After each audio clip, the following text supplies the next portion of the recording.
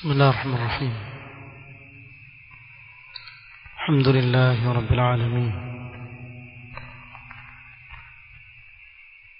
والصلاة والسلام على رسوله الأمين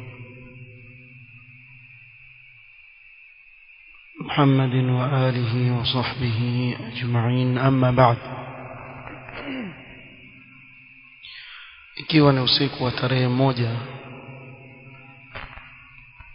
mwezi wa Dhulqaada mwaka 1440,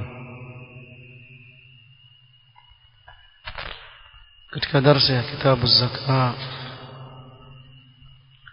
kutoka katika kitabu Al-Mulakhas Al-Fiqhi Al-Allama Salih Al-Fawzan حفظه الله تعالى.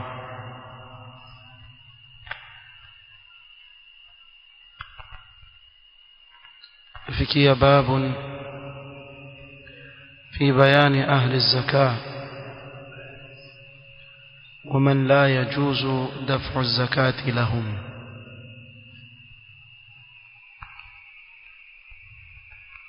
نهوم لانغو سيدي وتزنغكية كتك آية إنما الصدقات للفقراء والمساكين والعاملين عليها. وكبير زكاة لما فقيري نمسكيني نوزي تمكيا، والمؤلفة قلوبهم وفي الرقاب والغارمين وفي سبيل الله وابن السبيل. na wakutiwa nguvu nyoyo zao na katika kukomboa watumwa na wenye madeni na katika njia ya Allah na wasafiri. Faridatan min Allah, huu ni wajibu uliofaradhiwa na Allah subhanahu wa ta'ala. والله عليم حكيم، na Allah ni mwenye kujua, mwenye hikma. قال العلامة الفوزان حفظه الله تعالى: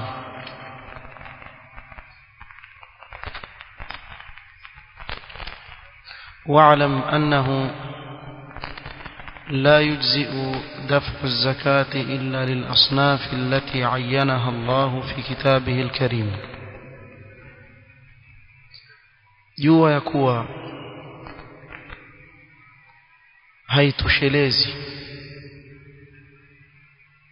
kutoa zaka, awe mtu amehesabika ametoa zaka, isipokuwa kwa aina za watu hawa ambao Allah subhanahu wa ta'ala mwenyewe amewaainisha na kuwachagua katika kitabu chake kitukufu.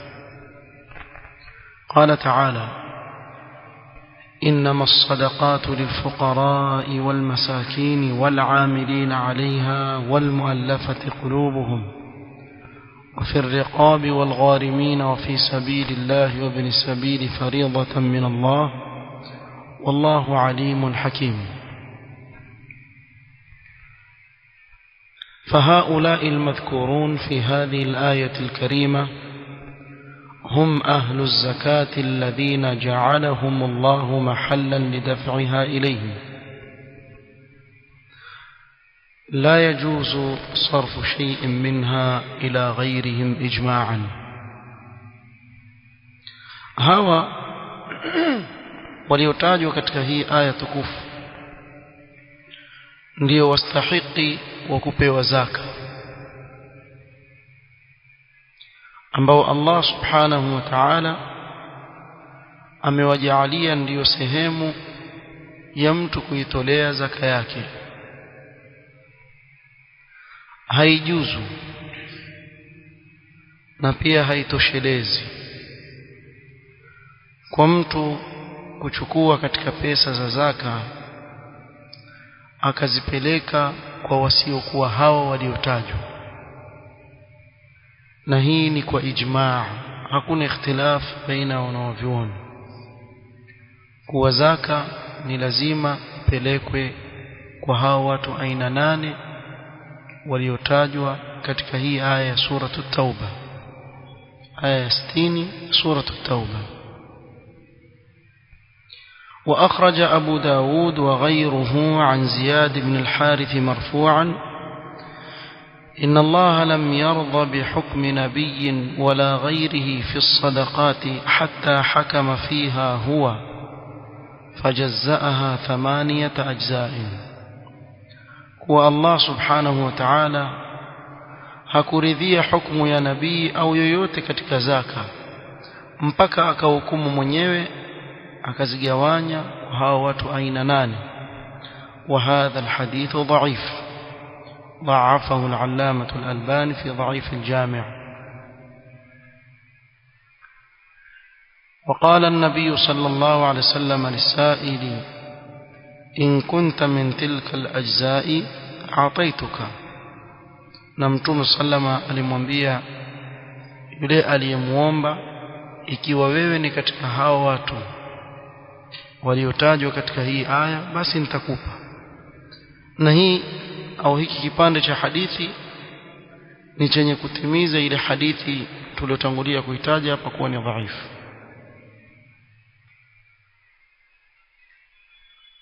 Ingawa tunaona katika aya kuwa Allah subhanahu wa ta'ala mwenyewe amelisimamia jambo la kugawa, yani wale wanaostahili kupewa zaka kama ilivyokuja katika hii aya. قال الشيخ الفوزان: وذلك أنه لما اعترض بعض المنافقين على النبي صلى الله عليه وسلم في الصدقات بين الله تعالى أنه هو الذي قسمها وبين حكمها وتولى أمرها بنفسه ولم يكل قسمتها إلى أحد غيره. baadhi ya wanafiq walitaka kufanya upinzani dhidi ya Mtume sallallahu alaihi wasallam katika sadaqat, yani zakat. Allah subhanahu wa ta'ala akabainisha kuwa yeye ndiye aliyegawa, yani wale watu wanaostahili zaka ni yeye ndiye aliyewachagua na kusimamia jambo lao mwenyewe, wala kigao chao hakukiegemeza kwa yoyote yule mwingine. Kwa hivyo hawa waliotajwa katika hii aya ni Allah subhanahu wa ta'ala mwenyewe amelisimamia hili jambo, na yeye ndiye aliyewachagua kuwa hawa ndio wastahili kupelekewa zaka. قال شيخ الإسلام ابن تيمية رحمه الله تعالى: يجب صرفها إلى الأصناف 8 إن كانوا موجودين. ni wajib zaka kupelekwa kwa hawa watu aina 8 ikiwa wapo. Maana katika mji mmoja ikiwa wapo mojawapo katika hizi aina 8 ndio wanaopewa. wa illa surifat ila almawjud minhum, ikiwa hawakupatikana wote basi wale watakaopatikana katika hao 8 wapelekewe hizo zaka, wapewe. ikiwa pia hawatopatikana, qala wa naqluha ila haythu yujadun, zitanukuliwa zile zaka zipelekwe kwingine ambapo wapo hawa watu aina 8. Kwa mfano katika mji hakuna yoyote katika aina hizi 8 hapa, yawezekana? Naam, yawezekana. Yaweza kutokea kuwa katika mji fulani wanaoishi pale wote ni matajiri, wa haishi isipokuwa matajiri. Iko baadhi ya sehemu ambazo ziko namna hiyo, na hakuna anayestahili kupewa zaka, hakuna aina yoyote katika hawa 8 katika mji kama ule. Sasa hapa itaondoka katika sehemu kama ile iende kwenye sehemu nyingine ambayo wapo hawa watu ambao wastahiki kupewa zaka. Kwa hivyo watainukuu ile zaka kutoka katika sehemu ile, waiondoe waipeleke kwingine ambako kuna wale wanaostahiki. Ni wajibu kupewa wale wanaostahiki peke yao. وقال رحمه الله عندنا تينا شيخ الإسلام سمع لا ينبغي أن يعطى منها إلا من يستعين بها على طاعة الله. haipasi kupewa katika zaka isipokuwa yule ambaye kile anachopewa katika zaka kitamsaidia yeye katika kumtii Allah subhanahu wa ta'ala. فإن الله فرضها معونة على طاعته لمن يحتاج إليها من المؤمنين أو من يعاونهم. ni Allah subhanahu wa ta'ala ameifaradhisha zaka iwe ni msaada katika kumtii Allah subhanahu wa ta'ala kwa yule anayehitajia katika waumini au anayewasaidia kama al-amiluna 'alayha. faman la yusalli min ahli al-hajat, yule ambaye hasali kwa mfano katika watu ambao ni wahitaji, fakiri, maskini. Wapo wengi maskini hawaswali. Waweza kushindwa ushughulishwa na nini? Aweza kuwa mtu ana mali, pengine utasema ile mali inamghuri, akashughulishwa na ile mali, haswali. Kuna watu hana kazi yoyote, mtihani kuanzia asubuhi mpaka jioni, amekaa maskani atizama anayepita anayerudi. Adhana za swala zote zitaadhiniwa, hata moja hatoinuka ende akaswali, na huwa na mtihani. Yani katika mtihani alionao alikuwa atakikana ajikaribishe zaidi na Allah subhanahu wa ta'ala amuondolee, lakini yeye kazi yake ni kukaa maskani akiona watu wapita nda msikitini. Naona waenda kutekeleza kipindi, sio? Na mmoja juzi namsikia mwambia mwenzake, tekeleza kipindi bwana. Bwana, haya bwana, tuombee na sisi. Na ameketi wala gati, yeye wala marungi. Sasa washindwa watu kama hawa ambao yeye mwenyewe maskini, kisha juu yake haswali, mtihani juu ya mtihani. Lakini sasa ikifika wakati wa zaka na yeye pia yuwataka. Sheikhul Islam asema faman la yusalli min ahli alhajat la yu'ta minha, huyu hapewi katika zaka. Haifai kumpa zaka tariku sala. Na hapa ndiyo maswali ulizo mara nyingi, kama mtu bwana ni mlaji marungi daima, ala marungi afaa kumpa zaka? Afaa yeye atoe zaka kila siku ala marungi huyo? Yeye ndo afaa atoe zaka? Matajiri sana. Ama mtu kila siku avuta unga, na sallallahu yahdiana wa iyahum, avuta unga kila siku, yeye mteja mkubwa hakuna kama yeye. Kila siku ana shilingi sijui bei gani, 250 kama 300 kama 500, Allahu a'lam. Sallallahu yuafiyana wa iyyakum wa yahdiana wa iyahum. Ni mtihani wallahi. Kisha huyu ataka katika zaka, haswali, atumia uraibu, kila aina ya balaa yuko nazo, ni jina tu kwenye kitambulisho kuwa huyu ni fulani Muislamu.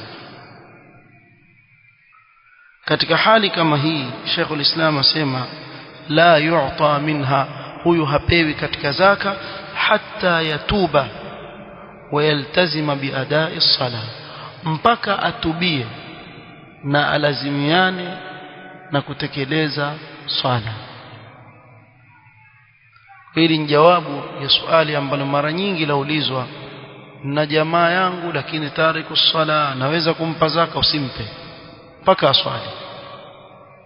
Kuna bwana mmoja ni mraibu, ala marungi kwa mfano, ama atumia ya madude. Je, nimpe zaka? Usimpe mpaka atubie. Akitubia ndio atapewa, sababu zaka imewekwa kwa ajili ya kumsaidia mtu kumtii Allah, si kumuasi. Sasa ikiwa yule masikini haswali, je, akipata taswali tena huyo aweza kutukana na maimamu juu? Kwenda imamu mnafiki wewe, juu yake amwambie hivi. Kwa nini ampata yeye? Na ndio pale sasa waje kusikia nyumba imewekwa magoma makubwa kweli mitaani, nini ampokea zaka wewe.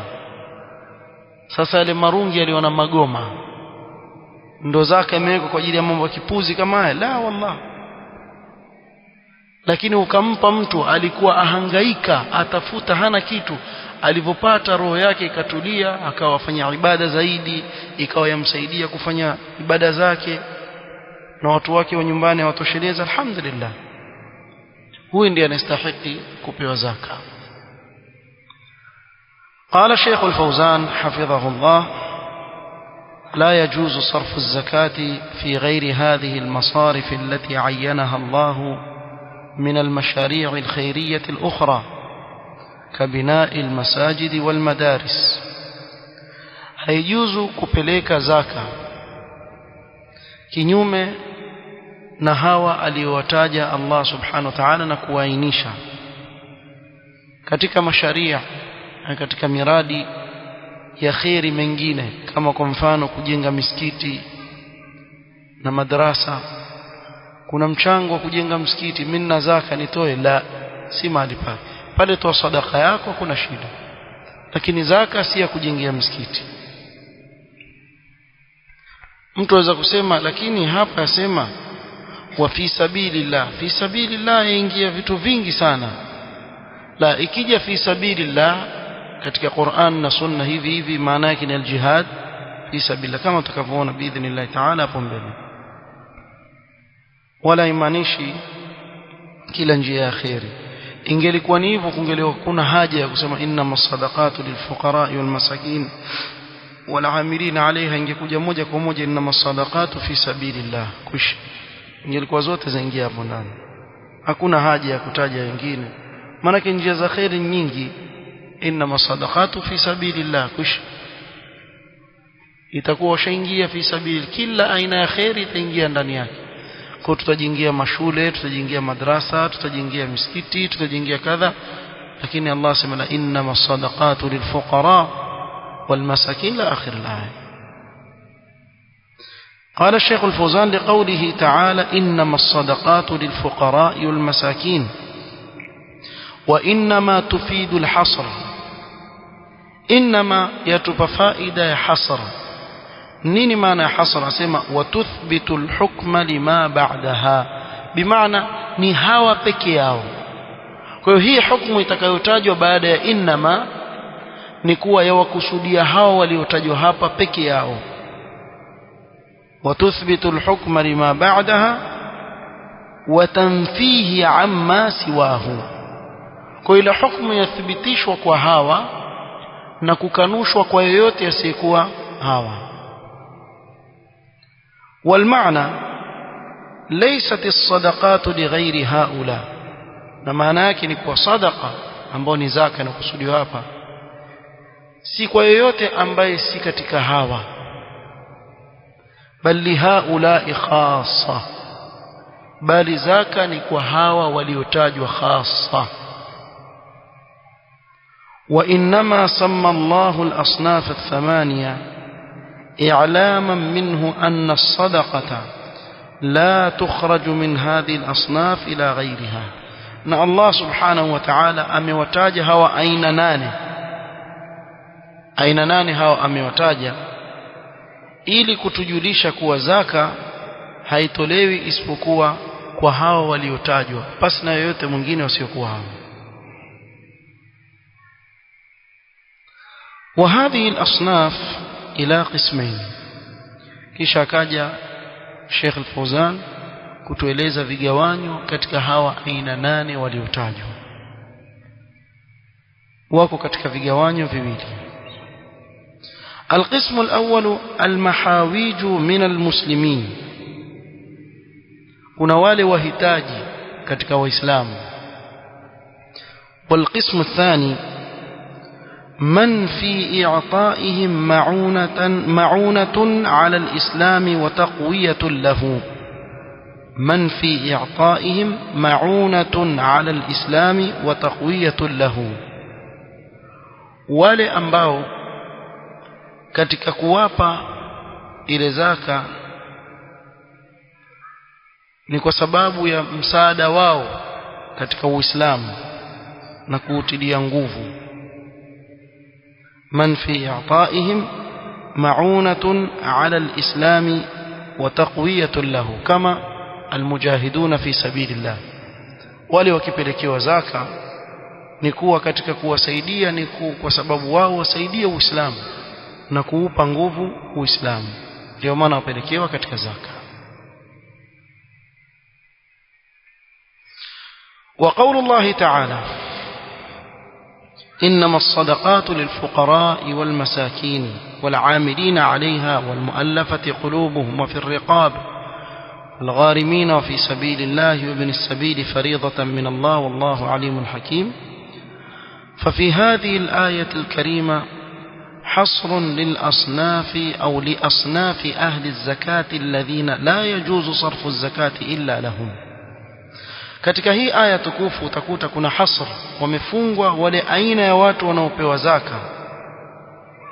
Katika hao waliotajwa haijuzu kupeleka zaka isipokuwa kwao, wala yujzi sarfuha fi ghairihim, na wala haijuzu kuipeleka zaka kwa wasiokuwa hawa nane. Bimaana kwa mfano mtu akatoa zaka zake, alhamdulillah, Allah amemfungulia katika dunia, zaka ikaja kwa mfano milioni 20 ya Kenya, hiyo zaka tu, zaka yake. Akasema kwa kuwa hizi pesa zaweza kujenga msikiti, wacha mimi nijenge msikiti. Akaitoa zaka yake milioni 20 akajenga msikiti mpaka ukatimia msikiti. Hii zaka aliyoitoa ameipeleka mahali ambapo Allah subhanahu wa ta'ala hakumuelekeza kupeleka. Kwa hivyo mwanzo ilikuwa haijuzu kwake yeye kuipeleka zaka katika kujenga msikiti, na pili ile zaka aliyoitoa haijamtosheleza kuwa ni zaka, itabidi atafute milioni 20 nyingine atoe zaka. Kwa hiyo ile itakuwa ni sadaqa ameitoa, atapata thawabu ya sadaqa, tena sadaqa jaria. Lakini kuwa ni zaka, la, zaka ni lazima ipelekwe kwa hawa watu aina nane. Anasema wahum 8 asnaf.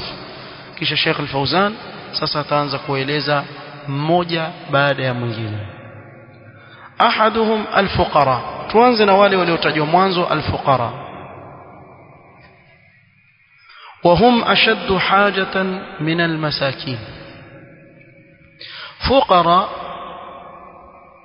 haja yao imezidi wale maskini. Mafakiri haja yao imezidi maskini. لأن الله تعالى بدأ بهم وإنما يبدأ بالأهم فالأهم. وسبب الله سبحانه وتعالى ameanza na wao, na bila shaka alianza kwa yule muhimu zaidi kisha yule muhimu. Kuna muhimu zaidi na kuna muhimu, sio kwa wale wengine si muhimu, la, ni muhimu, lakini hawa ni muhimu zaidi, ni wahitaji zaidi.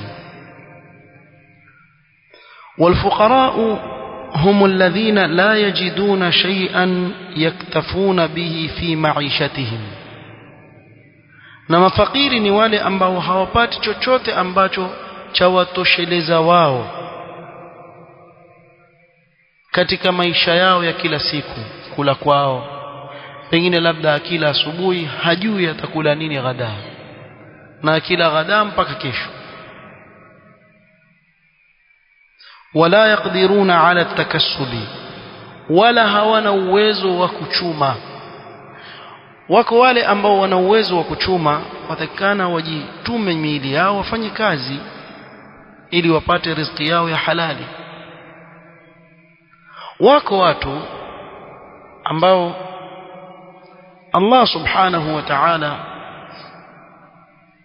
amewaonja kwa kuwadhiki katika maisha yao au katika riziki zao, lakini huwezi kujua wewe kama huyu mtu ana dhiki, kama alivyosema Allah subhanahu wa ta'ala lilfuqara alladhina uhsiru fi sabilillahi la yastati'una darban fil ardi yahsabuhumul jahilu aghniya min at-ta'affuf ta'rifuhum bisimahum la yas'aluna an-nasa ilhafa. Asiyewajua hawa Allah amewaita lilfuqara, yani hawa pia wapewe, hawa mafakiri, yani namna walivyojiweka na kujiheshimu nafsi zao. Yahsabuhumul jahilu aghniya min at-ta'affuf, yule asiyewajua adhania ni matajiri, namna wanavyojizuia kuomba. Hanyoshi mkono wake hivi, yuko tayari ndani ya nyumba yake maji yale yachemshe, atie chumvi, kisha achukue sima choche na chumvi ale, lakini hawezi hata siku moja kunyosha mkono wake akajidhalilisha kwa watu, hata siku moja. Na ukimwona daima atabasamu yeye, na akiketi na watu wote kwake ni sawa, uwe tajiri uwe maskini, akiketi na watu sawa sawa, hajidhalilishi. Kiasi cha kuwa aweza kuja mtu akamwambia naomba bwana unikopeshe kama 100,000 hivi, mwezi tu nitakuregeshea. Kwa maana cheka sema unajua mambo kidogo yanakuwa magumu, sababu kumbe hajaiona maisha yake hiyo laki, hajaiona maisha yake. Kwa nini? Yahsabuhumul jahilu aghniya min at-ta'affuf, izza katika nafsi yake yamzuia. Hawa ndio wanaostahili zaidi kusaidiwa, wajizuia, haonyoshe mkono yao. Kwa hivyo fuqara ni wale ambao hawapati cha kujitosheleza katika maisha yao na hawana uwezo wa kuchuma, au yajiduna ba'd al-kifaya, wapata sehemu katika kile cha kujitosheleza kidogo. Na ulama wataja tofauti baina al-miskin wal-faqir. Miskin ni yule ambaye dakhli yake si chini ya nisfu al-matlub, yani bimaana apata 50% kwenda juu, lakini hapati kamili. Kwa mfano, kwa mwezi ahitaji shilingi 10,000 kwa mfano ya Kenya, lakini yeye kwa mwezi apata 5,000, kwa nusu ya kile anachokihitaji hana, ama apata 6,000, takriban nusu ya kile ambacho akihitaji hana. Huyo maskini. Na fakir dakhli yake ni aqal min nisf, bimaana akiwa ataka 1,000 apata shilingi 200 ama 100 tu, na yeye wahitaji 1,000.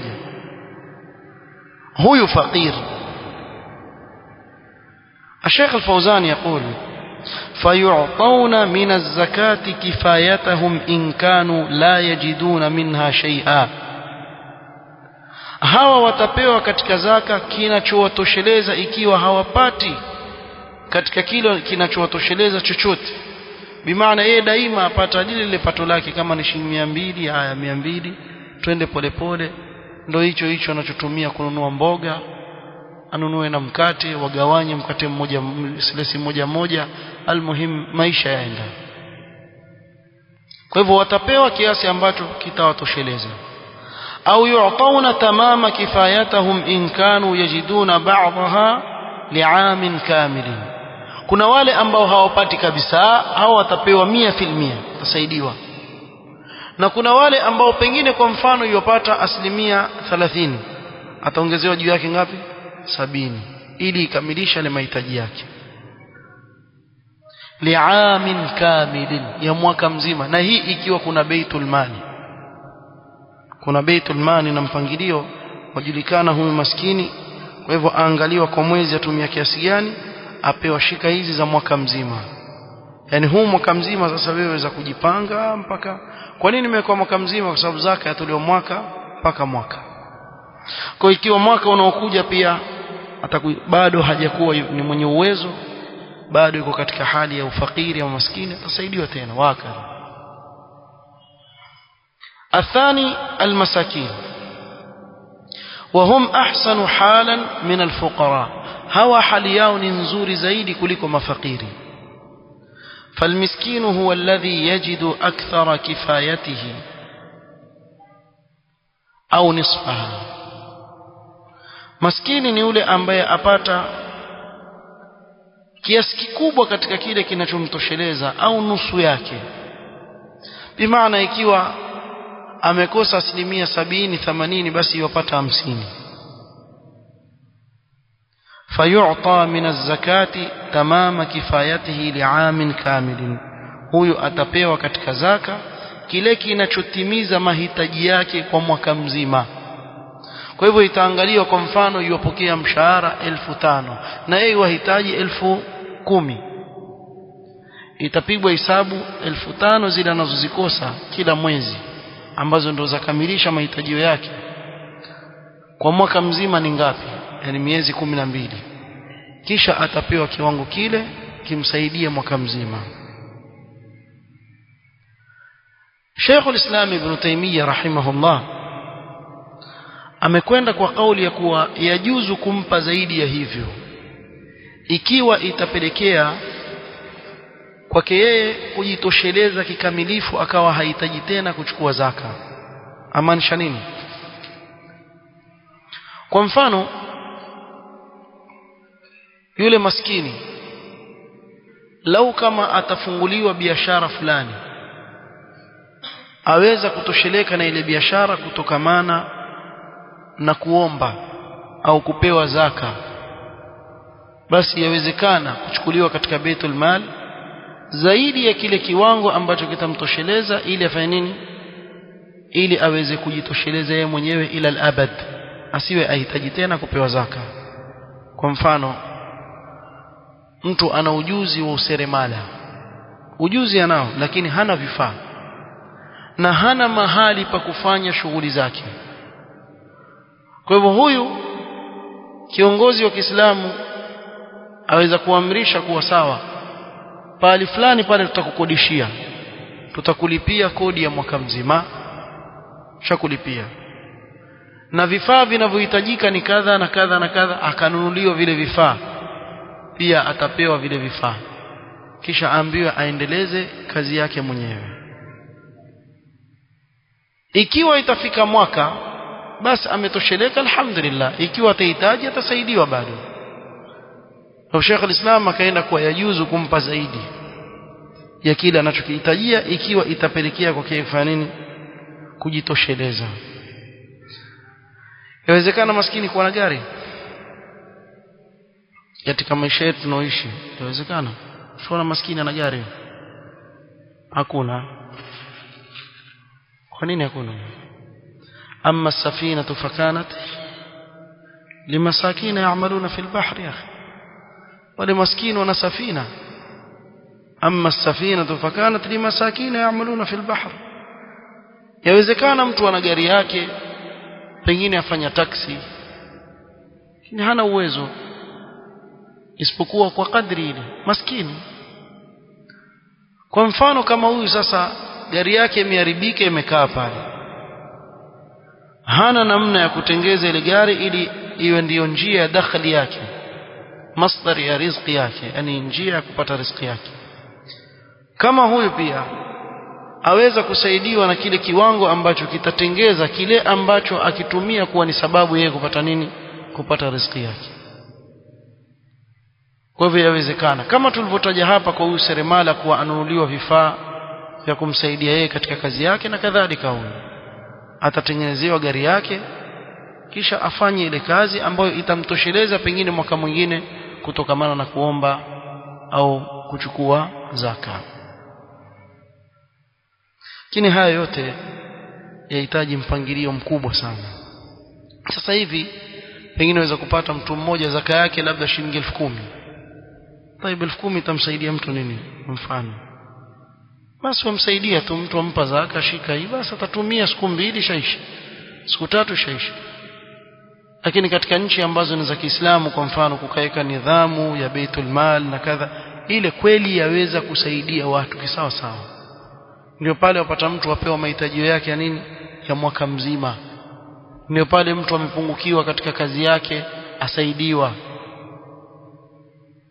Wallahi lau kama Uislamu ungelikuwa watawala katika ulimwengu, watu wangeishi na raha sana. Ulimwengu umepata hasara kubwa sana kwa kutotawalwa na Waislamu. Lakini nidhamu ya Kiislamu ndio nidhamu iliyo bora kabisa. Wakati wa khilafa zilizopita ilifikia wakati mpaka makafiri katika nchi za kimagharibi walikuwa wakiomba waje kutawaliwa na Waislamu, namna walivyokuwa wakidhalilishwa na kudhulumiwa na nchi zao. So tazama nidhamu kama hii. Sasa hivi utakuta kuwa serikali nyingi za wanyonya wale raia wake, kila wanavyoweza kuwapokonya utawapokonya kwa njia yoyote ile, na asipate faida yoyote kwa kile anachokitoa. Akija huko apunguzwa, akija huko afinywa, akija huko afinywa, akija huko afinywa, akija huko afinywa. Kwenye mshahara wake amekatwa hiki, kwenye hiki amekatwa hiki, mpaka mkate akinunua shakatwa hiki, mpaka ile akinunua katwa huko. Yani ingelikuwa hawa binadamu ndio watu wa riziki, tungekufa wengi sana tungekufa.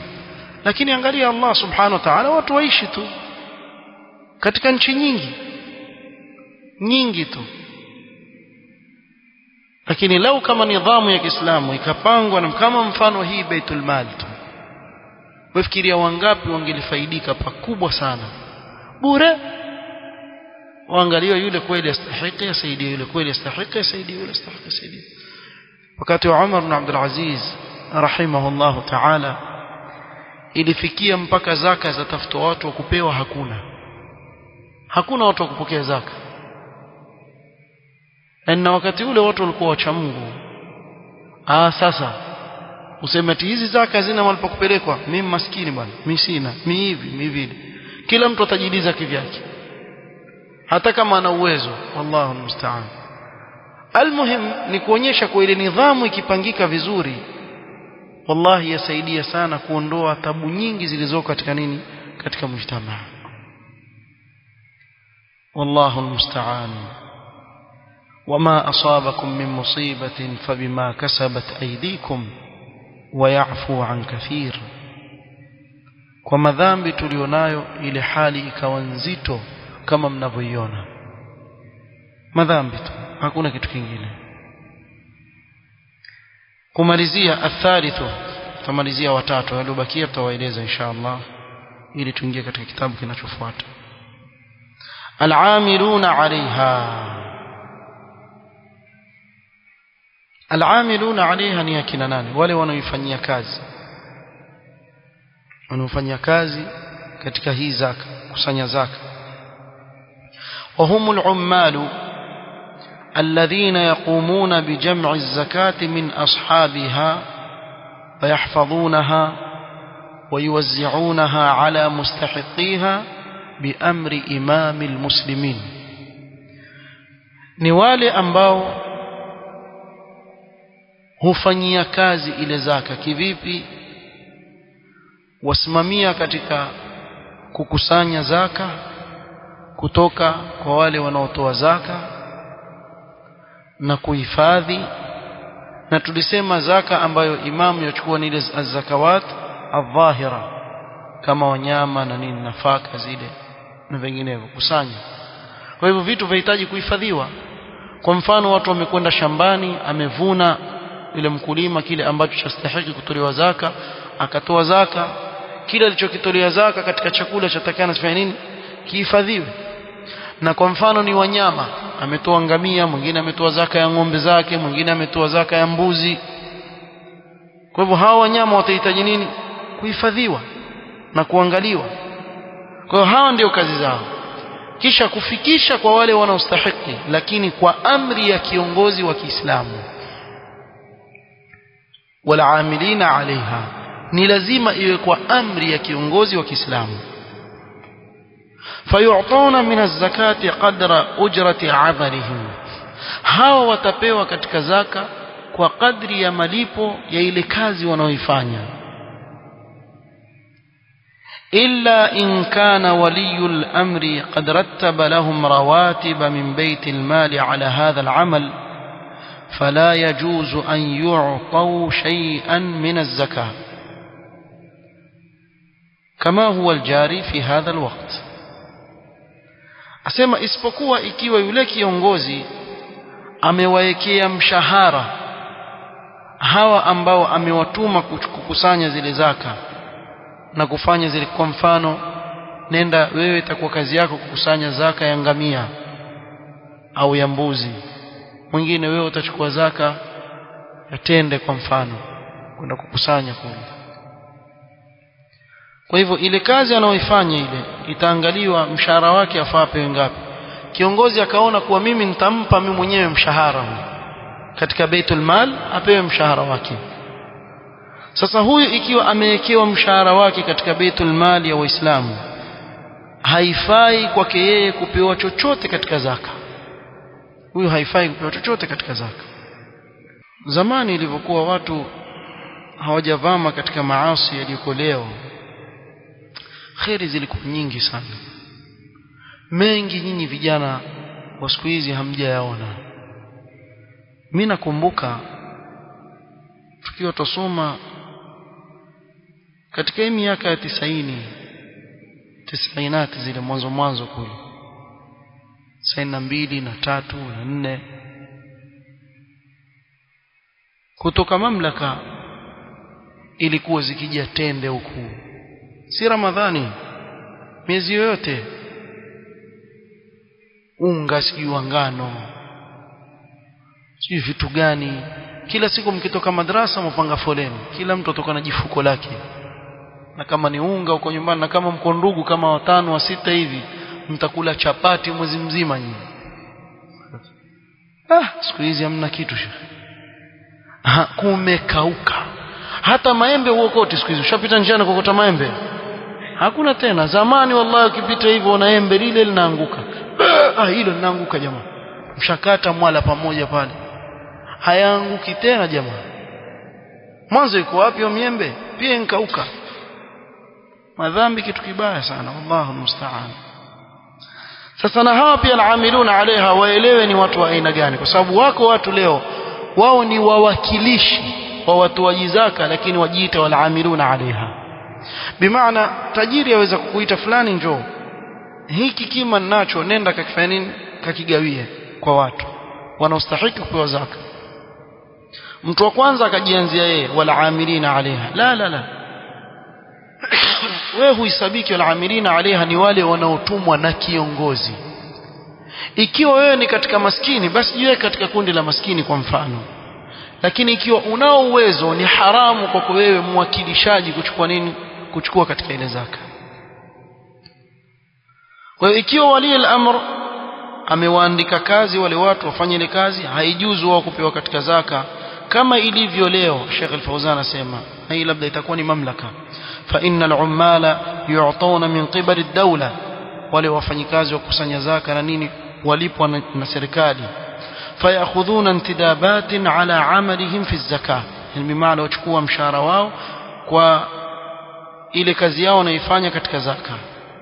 فهؤلاء حرام عليهم أن يأخذوا من الزكاة شيئا عن عملهم. hawa ni haramu kuchukua chochote katika zaka eti kujilipa kwa ile amali wanaoifanya, kwa ile kazi wanaoifanya.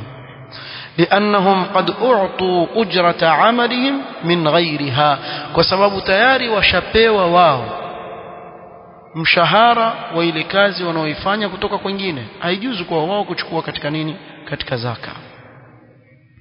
Na wal-amilina alaiha yaingia ndani yake pia kwa mfano wachungaji wa wale mbuzi wa zaka ama ngamia za zaka kwa mfano, au kwa mfano kukawa na nafaka ikawa kuhitajika mahamali wabebe, wale pia wapewa katika nini, katika zaka, al-amilina alaiha. Na kwa mfano kukahitajika magari ya watu kusafirisha kutoka katika sehemu moja kwenda nyingine, kubeba na nini, wale pia waweza kupewa katika nini, katika zaka, wal-amilina alaiha. Kwa ufupi, kila ambaye achangia katika hili jambo la zaka lifike kwa wale wanaostahili kutoka kwa kiongozi wa Kiislamu, basi yule aingia katika nini, wal-amilina عليها. والله تعالى أعلم. نكتفي بهذا القدر. سبحانك اللهم وبحمدك أشهد أن لا إله إلا أنت أستغفرك وأتوب إليك. بارك الله فيك.